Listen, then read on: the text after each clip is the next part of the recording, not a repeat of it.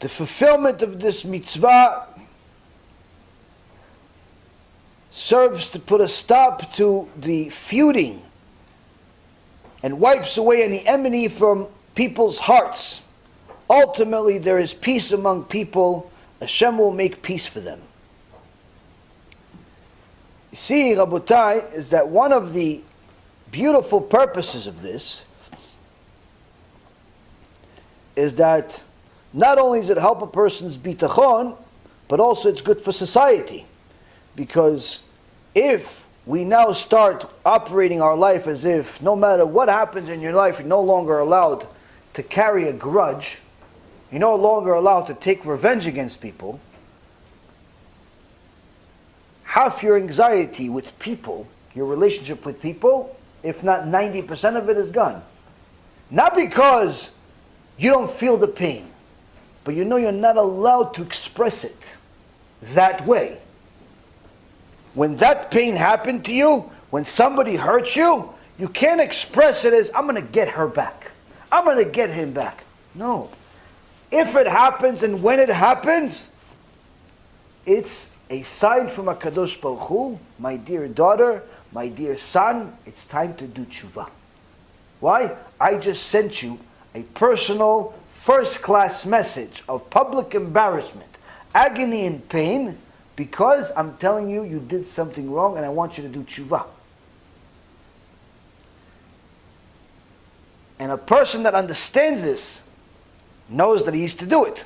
What's going to cause them to do it? The bitachon in Hashem. The confidence that this is indeed it. It's not like just in my mind. No. It is if somebody publicly embarrasses me, but it's not if it's money. It's not if it's this. No, it's everything. Anything that's bad that happens in a person's life, it's always from Hashem. Anything that's good in a person's life, it's always from Hashem. Everything is from Hashem. When a person has that confidence in Hashem, that bitachon in Hashem, they understand that everything is from Hashem. Now, on the other hand, the chinuch completes the point with something beautiful. He says the mitzvah applies in every location and in all times to both men and women. Meaning, it doesn't matter if you're in Israel or in the exile. It doesn't matter if you lived at the time of the chinuch 700 years ago or you live today in 2020, 5781. This mitzvah applies in every location and in all times to both men and women. Doesn't matter if you're Talmid Chacham, doesn't matter if you have a long beard, doesn't matter if you're religious, not religious, doesn't make a difference. This mitzvah, not to take revenge, not allowed to have grudge, applies to everybody at all times.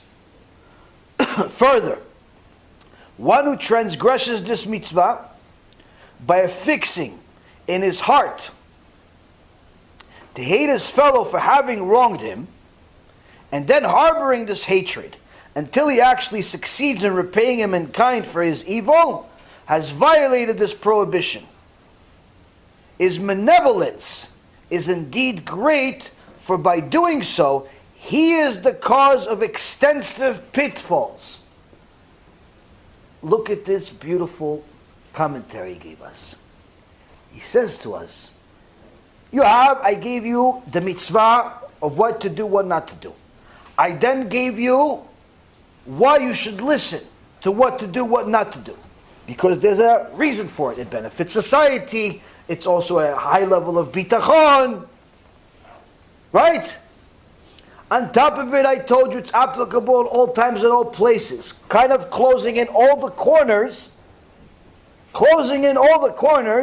of excuses of why you're going to continue having revenge and vengeance and anger at people. And, Rabbi, you really made me angry because you said this and I don't like it and I got a cousin like that. Like closing in all the corners. But then always has to be a nice duv devan. You know what duv devan is? Like a little cherry on top to finish it all. Sweet one. What does he say? He says to us, this action, the person you continue this, you become the cause of extensive pitfalls. Meaning what?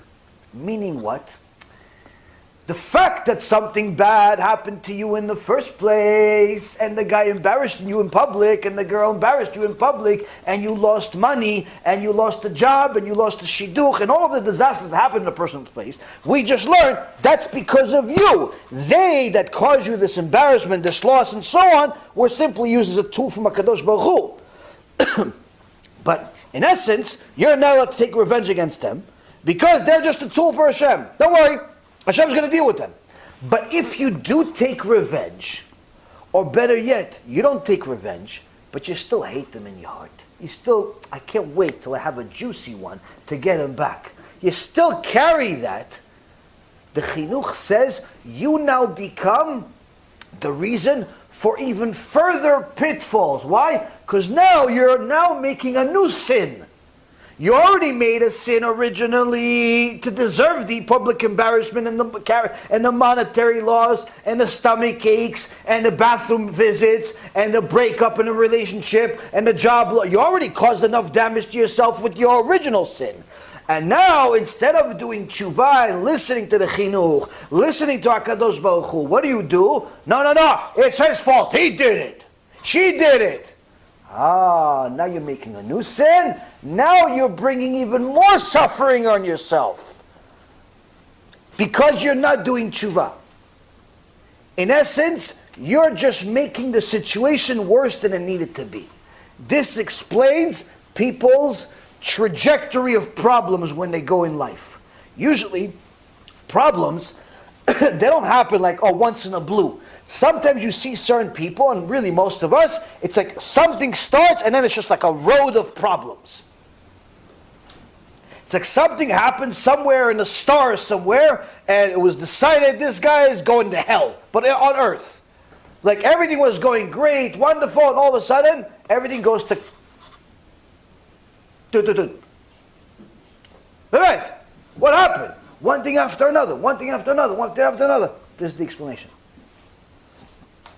This is the explanation. This is the secret to life. This is the secret to life. The first issue that happened in our life, that was because of a sin. That was because of something that we did.